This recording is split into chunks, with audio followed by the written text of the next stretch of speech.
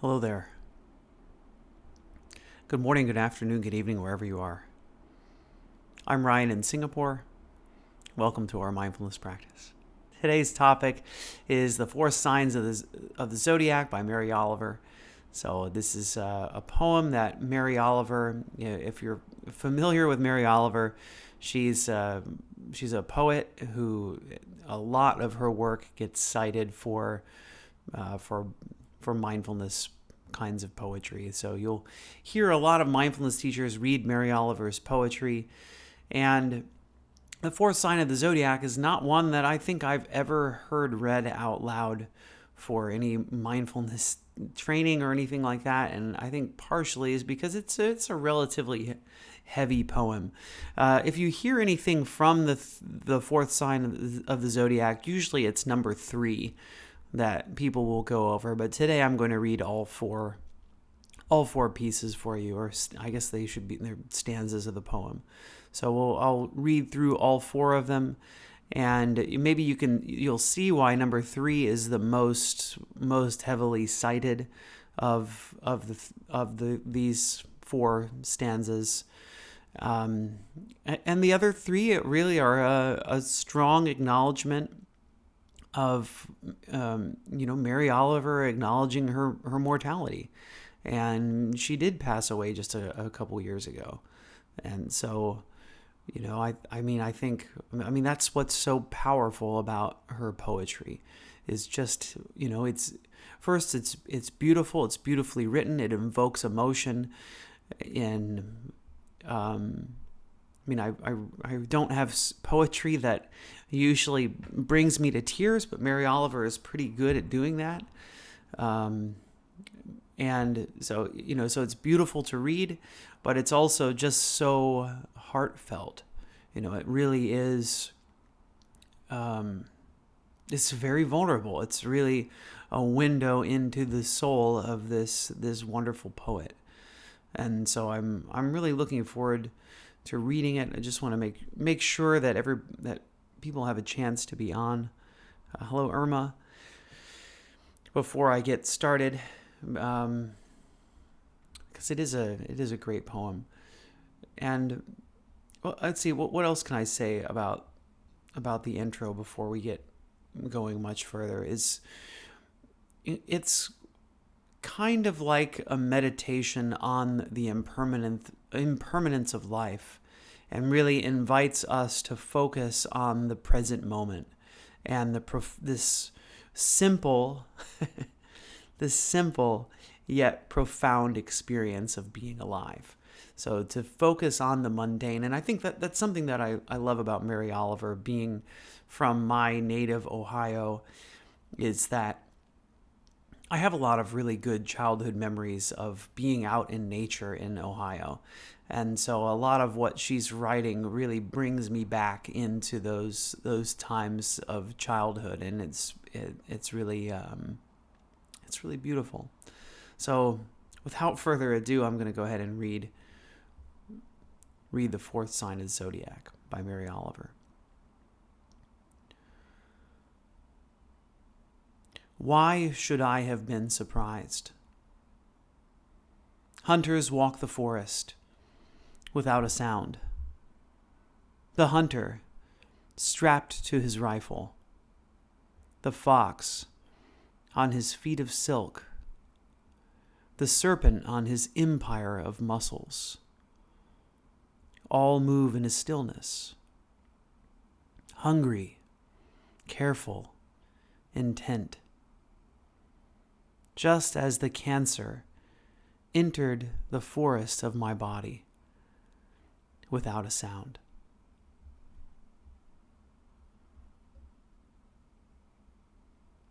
So that's number 1. Number 2. The question is, what will it be like after the last day? Will I float into the sky? Or will I fray within the earth or a river? remembering nothing? How desperate I would be if I couldn't remember the sun rising, if I couldn't remember the trees, rivers, if I couldn't even remember, beloved, your beloved name.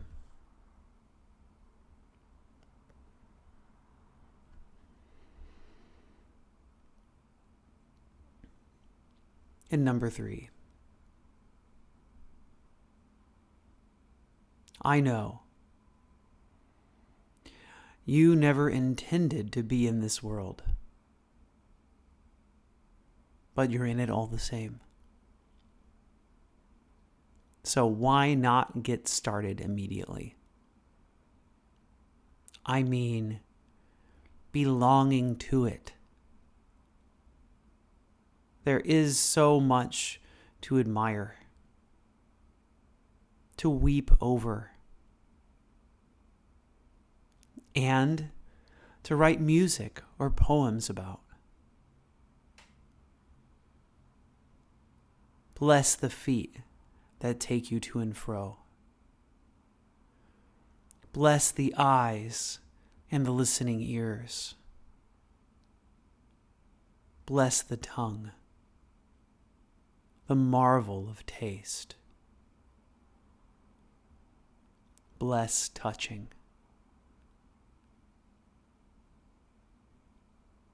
You could live 100 years. It's happened. Or not. I am speaking from the fortunate platform of many years, none of which I think I ever wasted. Do you need a prod? Do you need a little darkness to get you going? And remind you of Keats? So single of purpose and thinking for a while. He had a lifetime.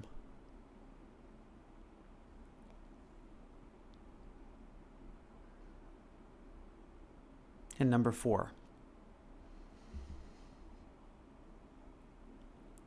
Late yesterday afternoon,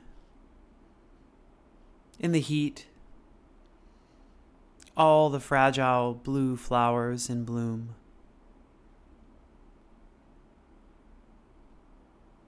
And the shrubs in the yard next door had tumbled from the shrubs and lay wrinkled and fading in the grass. But this morning, the shrubs were full of blue flowers again. There wasn't a single one on the grass. How? I wondered. Did they roll back up to the branches? That fiercely wanting, as we all do, just a little more of life.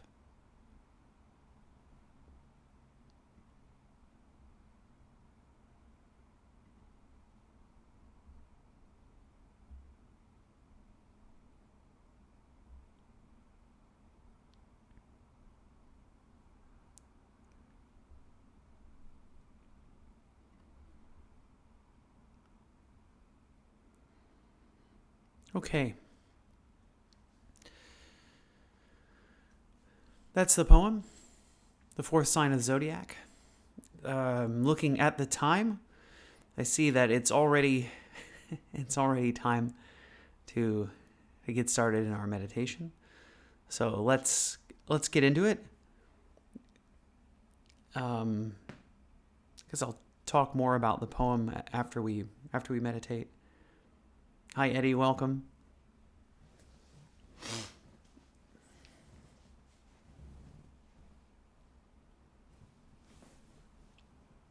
And so let's, in honor of Dirk,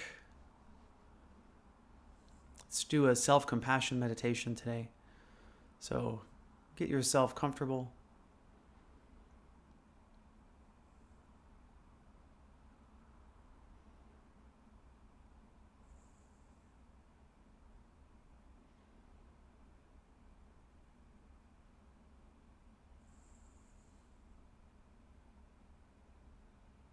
It could be sitting, could be lying down, whatever is going to be supportive of your practice today. Supportive of you, help you to take it easy on yourself. It doesn't mean letting ourselves off the hook, right? Self-compassion is quite the opposite of that.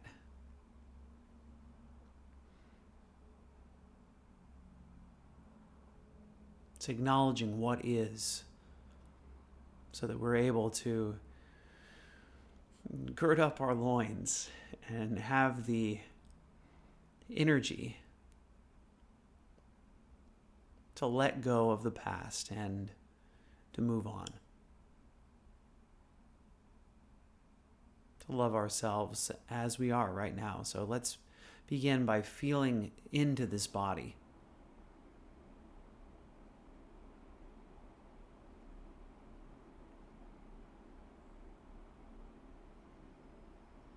Feeling the surface of the body as well.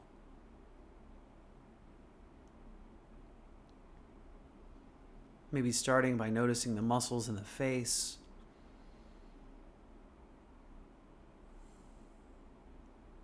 This can be a really good indicator as to whether or not we are feeling tense or relaxed. See if you can, through noticing what your face feels like.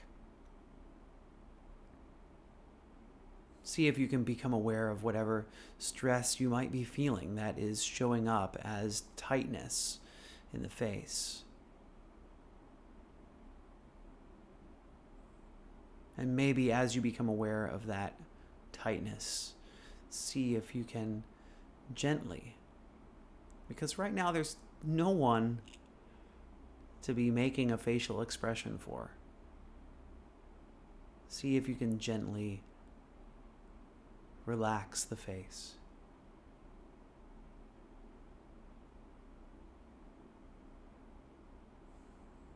Notice the sensation in the shoulders,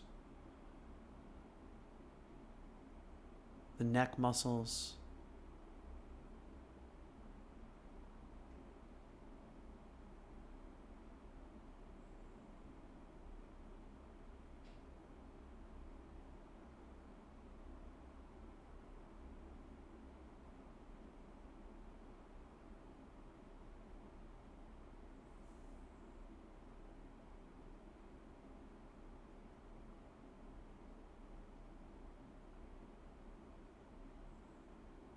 notice the back,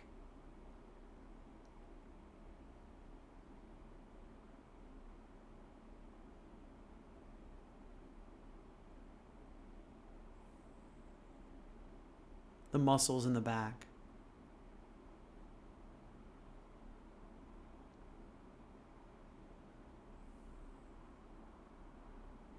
Notice the abdomen. Bring your attention to the abdomen.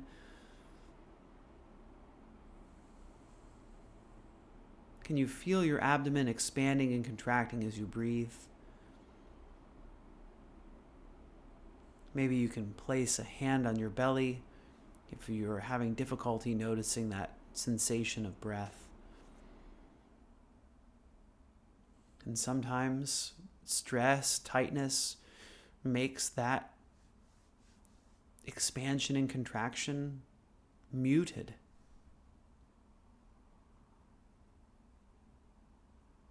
So notice tension there in the belly.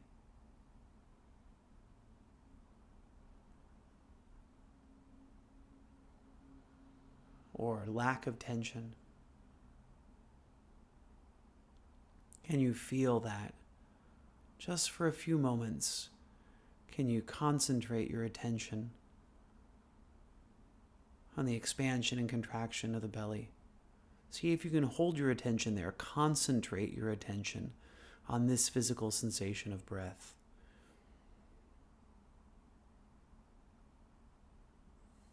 It's almost like there's a balloon in the belly, expanding as you breathe in, contracting as you breathe out.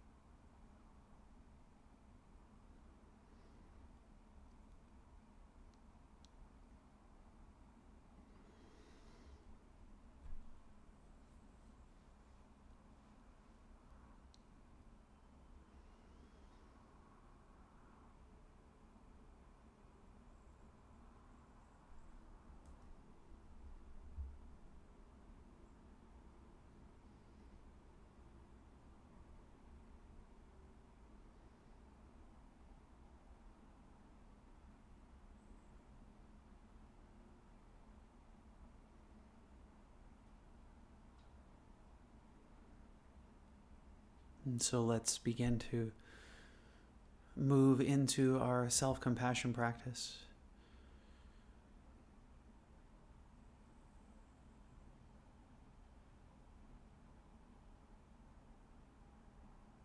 Seeing if you can love yourself unconditionally.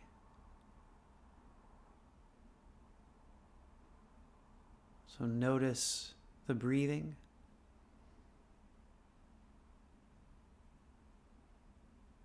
See if you can focus on this feeling of nurturing yourself as you breathe in. Every breath you breathe in is a gift to yourself. Inhaling life-giving oxygen.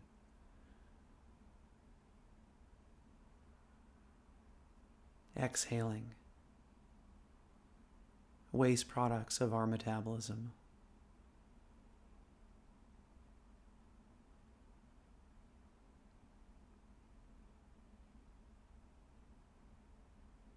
Each breath invites a new version of you.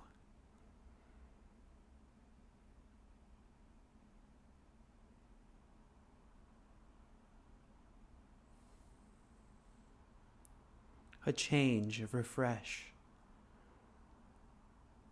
Nothing is permanent.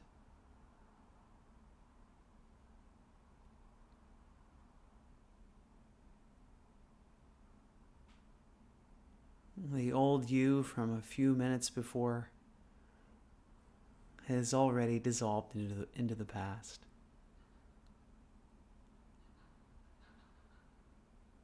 And the new you is here now, that you can embrace in this moment.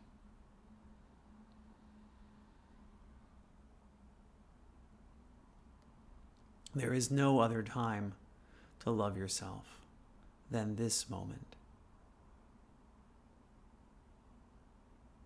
Can you love yourself in this moment? Exactly as you are. Not needing to be any different or better. Because after all, this is the you that's here now.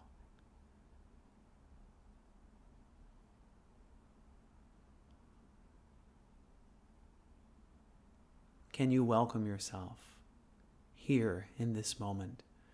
Roll out the red carpet. Welcome me for being here right now.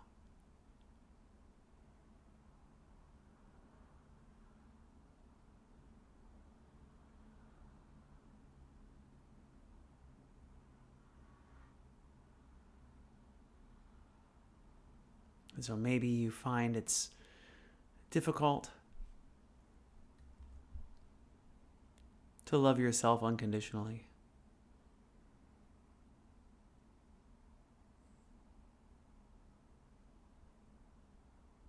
So remember, there are people in your life who have loved you unconditionally, wanted the best for you, didn't care about the outcome of your actions. All they wanted was for you to be happy.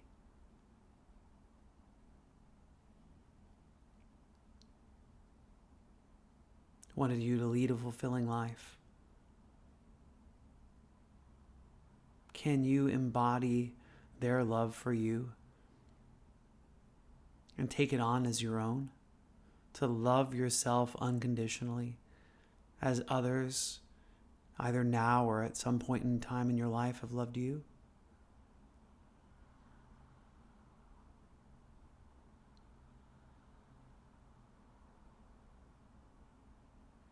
And so for some of us, this can be exceptionally difficult. In fact, this is usually the most difficult part of the loving kindness practice. So why not practice it more? And if it is difficult for you, what can be helpful is to repeat some phrases for yourself.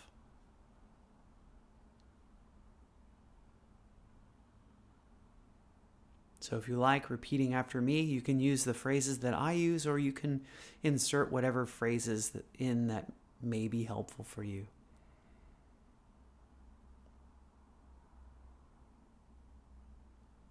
So the first well wish towards ourselves: may I be happy and contented.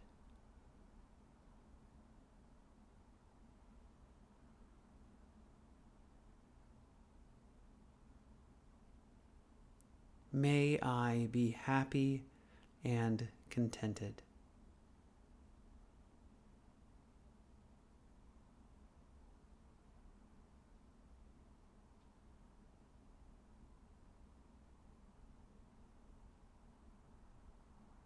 May I be happy and contented.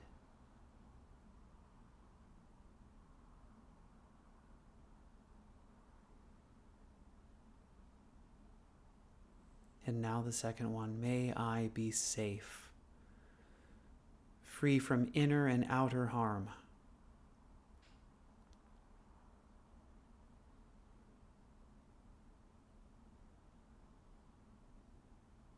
May I be safe, free from inner and outer harm.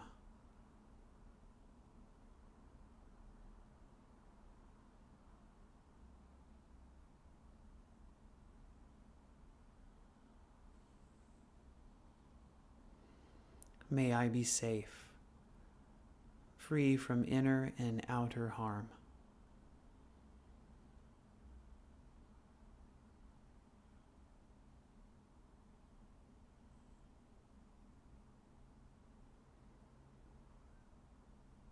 May I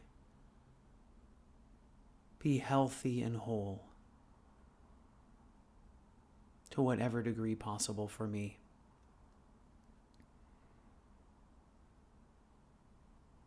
May I be healthy and whole to whatever degree possible for me.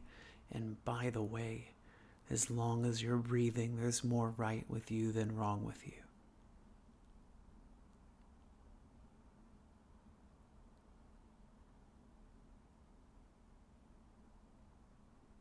May I be healthy and whole to whatever degree possible.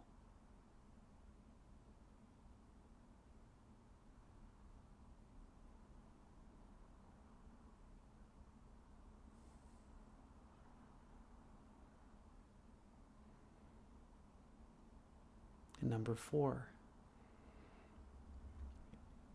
May I be peaceful. May I be at peace. May I be at ease.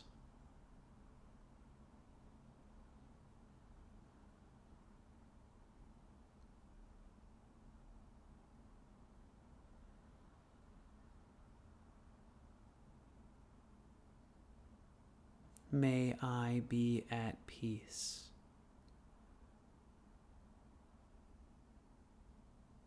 May I be at ease.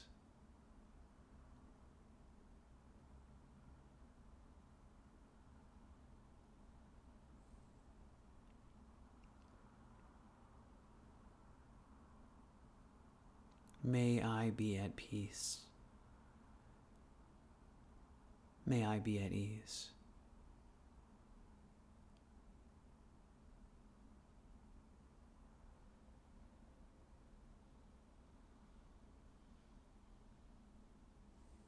And lastly, may I have the courage to love myself exactly as I am. In fact, let's add the word always. May I always have the courage to love myself exactly as I am.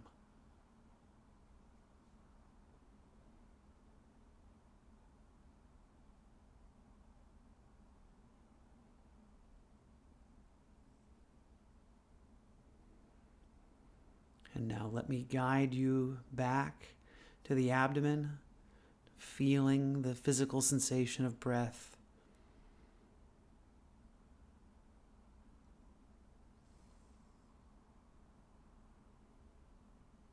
This may be one of the most basic ways to love and give ourselves what we need, is to breathe.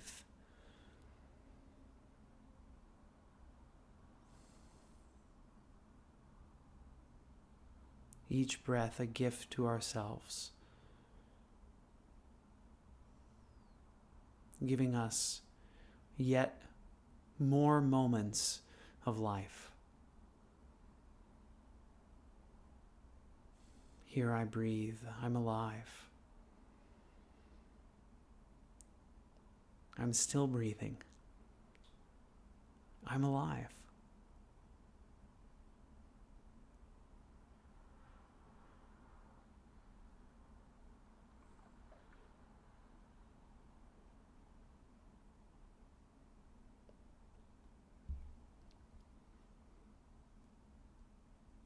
And now, I'll draw our practice to its close with 3 rings of the bell.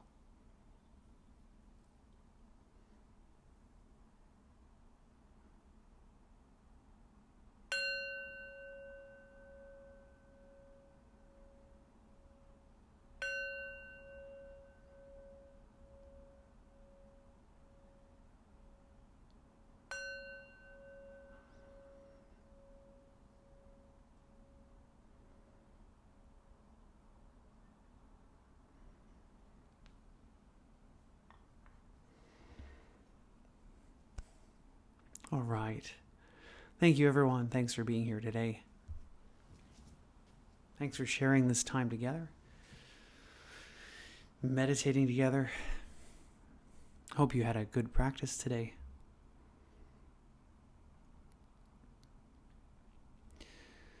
So how'd it go? How was your self-compassion meditation? And any questions or comments about the 4th sign of the Zodiac by Mary Oliver? I'm going to read the 3rd stanza again. Also have just a little brief commentary about it since I haven't had a chance. So one of the things that really brought this poem to me was the mention of cancer, because I know that this was something that Dirk had struggled with. He had prostate cancer that was in remission. I know he had some difficult radiation treatments, but when I read this poem again, and this was on my list. I was looking at my list of topics. I saw this. I was like, let me look at the 4th sign of the Zodiac. And when I saw this about about cancer, I really made me think of Dirk. And then just to go, well, hey, actually this can apply to more than just cancer. I mean, you can input a lot of different illnesses in here, right? Why should I have been surprised? Hunters walk the forest without a sound. The hunter strapped to his rifle, the fox on his feet of silk, the serpent on his empire of muscles, all move in stillness. Hungry, careful, intent, just as the cancer entered the forest of my body without a sound. And so I think that this can be, this is the lesson of impermanence, that your health is not something that's permanent. I mean, sure, we have ebbs and flows in our health, and we can wish ourselves to be healthy, and I encourage you to do that, because I do think that has a good impact and helps us to take care of our bodies. I hope to live a very long time. But to know that there is a sloping trend that health takes. And so know that these things can show up silently. And I do encourage you, by the way, to go to the doctor and get a checkup, as often as you're supposed to. I mean, I did that last year, and I found a few surprises, a few, in this case, not so much serpents, but, there were, I'll tell, there's a cyst on my liver that I didn't know about, that fortunately there's nothing, it's just kind of there. But that was a surprise. I thought that was something that I just didn't, I just kind of assume everything's great. And everything is, 100% exactly a, normal human body, whatever that means, so just, and yeah, what it was like, high cholesterol was something I hadn't guessed. It was something I have inherited from my family, right? So my diet is, I eat well. It's not about that. So, just kind of these little surprises. Hey, wait a minute. When I was, back when I was in my 30s, I didn't have any cholesterol problems. What's the difference? Well, that's it. That's the trend. Sorry to tell you, that's the trend. So, yeah, and that was Movember, right? One of the things about Movember was to bring awareness to prostate cancer. And so that was, and I guess that's very real now, because that I'm sure that cancer and treatment for cancer, it took a toll on Dirk and his body, for sure. Although I can tell you from everything that I've read, from emails and messages from him, that it did not, that he managed it really well, right? I mean, that's something I can really smile about, is that Dirk had a good mindfulness practice and just a good attitude on life. And really happy to say that he seemed to be in pretty good spirits in his last days. Okay. Let me read the third stanza, which is the one that gets read more often. Let's look at the chat here. Jean says, when I practice self-compassion now, I really lean into feeling the words. Thanks so much for sharing that, Jean. I think that's really a powerful, important share to remind you, everyone, not to just say those words like a mantra. It's not just we're not just repeating words mindlessly. That these words have power to change your attitude. And really, you can. In fact, I didn't even, when I was leading the meditation just now, I didn't even want to move off of the first one. I thought the first one encompasses so much. May I be happy and peaceful. Or, excuse me, may I be happy and contented, right? May I be happy and contented.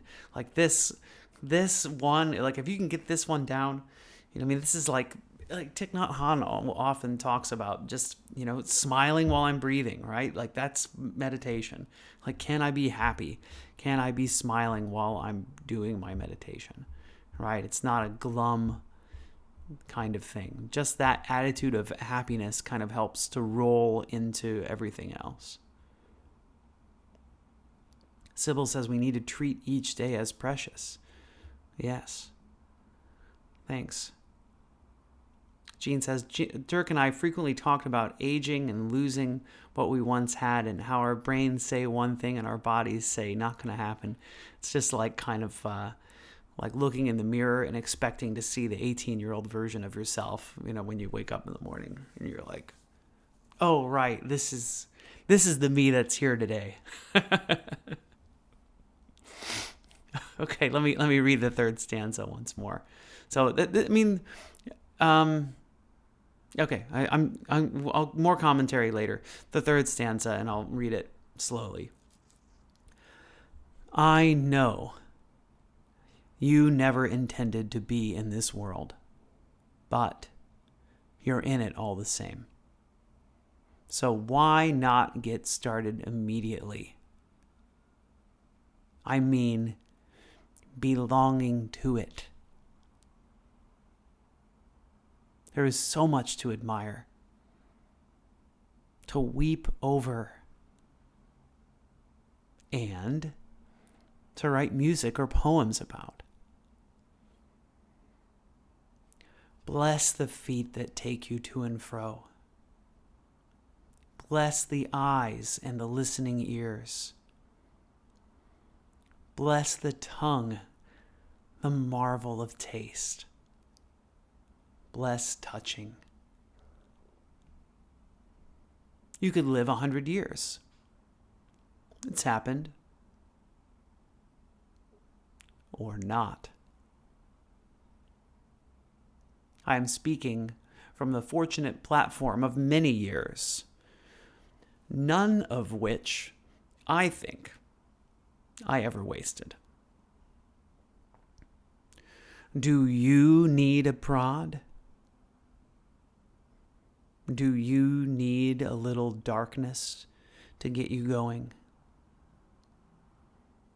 Let me be as urgent as a knife then, and remind you of Keats, so single of purpose and thinking for a while, he had a lifetime.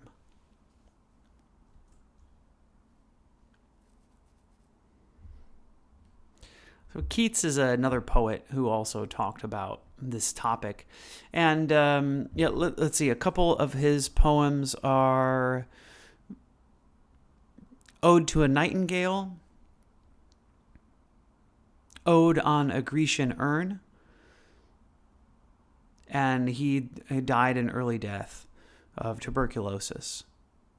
And this kind of influenced his poetry and the philosophical look at the nature of life. And so we can, that's something that I can do as well, is have a little look at some of Keats' poetry to see if it may fit into our schedule. But yeah, the rest of the fourth sign of the Zodiac really is this kind of meditation and reflection of Mary Oliver looking back on life, and or just looking at life and kind of going, well, here's, the second stanza is, what's the last day going to be like? And then the fourth is, and also her acknowledgement of the fear of death, right? What's the last day going to be like? What's it like after the last day, right? What happens after the last day? And then, the fourth stanza is really that acknowledgement, right? As much as we use Mary Oliver's poetry to talk about mindfulness, and I don't know if she was a meditator or not. It seems like probably not. Like she was pretty. Seems like her life and her experience of life and nature was quite present moment as it was. But, whatever her life was like, you can see there that end is that even though we know that it's impermanent, we know that it's going to be over, that there's still a kind of clinging, that wanting. And I guess I'm going to go ahead and read a little bit more. Late yesterday afternoon, in the heat, all the fragile blue flowers in bloom in the shrubs in the yard next door had tumbled from the shrubs and lay wrinkled and fading in the grass. But this morning the shrubs were full of blue flowers again. There wasn't a single one on the grass. How, I wondered, did they roll back up to the branches, that fiercely wanting, as we all do, just a little more of life.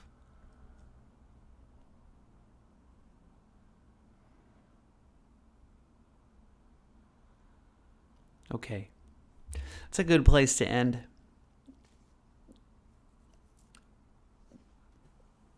Next time, we'll talk about how wanting, it's called, I think I titled it like Idealism Causes Suffering, but it's kind of like maybe a more accurate description of what I'm going to talk about next time is how wanting the impossible, right? That we all do it. We all go like, this is how things should be. This is what I want. This is my, I want to, let's talk about today's topic, right? I want to live forever, right? That's what I want. That's the thing that's going to make me the most comfortable is living forever. I don't know. Something along those lines to make it so that the fear of death disappears. I don't have to think about it because I'm not worried about it. I'm going to live forever, so no problem. Or wanting whatever else is impossible or ideal. So that's what we're going to chat about next time.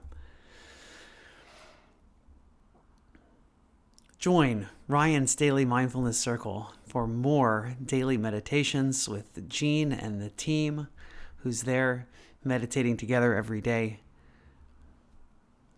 I think it's, there are some meditations around the clock. So join those. Join the sharing that's in Ryan's Daily Mindfulness Circle that shows up from time to time. It's a little bit lighter now that Dirk isn't there. And I'll see you next time. So it'll be my Tuesday morning. It's probably Monday night for most people. If you're in the US or UK or Western Europe or South Africa, it's it's gonna be at nighttime for you or late afternoon. So I look forward to seeing you again. As always, my pleasure hosting these sessions. And until next time, let's share our well wishes with ourselves and with each other. May I be happy and peaceful. May everyone watching, listening, wherever you are, I wish you all happiness and peace. May all sentient life here on earth and throughout the universe, may we all be happy and peaceful. Okay. Thanks again, everybody. Do take care. Keep meditating. Meditate every day if you want to see the results, and I'll see you again soon.